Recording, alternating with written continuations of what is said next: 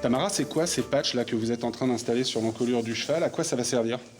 Alors, ce ne sont pas des capteurs proprement parlé GPS, ce sont vraiment juste des points visuels qui vont nous permettre, après, avec une caméra particulière que vous avez amenée, de décortiquer le mouvement du cheval et la kinématique à l'obstacle, sur le cheval d'obstacle.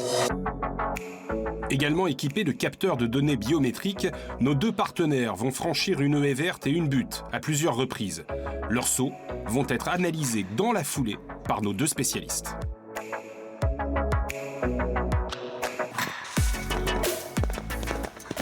On attaque l'abord, donc l'appel entre guillemets. On a un intérieur qui est déjà parti et donc le dernier intérieur qui va prendre tout le poids du cheval à ce moment-là. On voit que les 3 autres membres sont en suspension, hein, donc n'ont aucun contact avec le sol. Tout le poids du cheval est sur cet intérieur-là et il va descendre pour accumuler la force et engager une propulsion de tout le corps de l'animal. Une fois que les antérieurs se sont levés, les postérieurs vont venir frapper le sol, prendre le relais et propulser l'arrière du corps.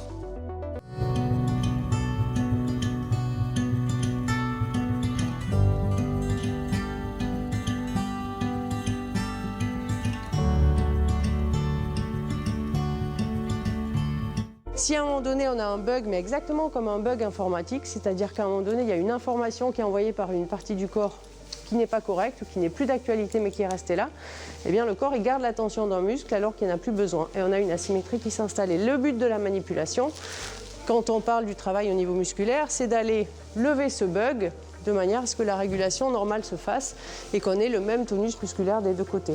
Et il a une zone ici qui est assez en tension et qu'on va voir qui est assez douloureuse, qui correspond, là il n'aime pas trop quand on va y toucher, qui correspond à la zone sur laquelle on a vu tout à l'heure que ses apophyses se touchent. Voilà, donc là les tensions sur la mâchoire ont lâché et en mobilisant gentiment la nuque et la première cervicale, on a les tensions de tout le haut de l'encolure qui sont en train de lâcher et le cheval qui va nous l'exprimer par des bâillements et des manifestations de relâchement qui sont souvent très très visuelles.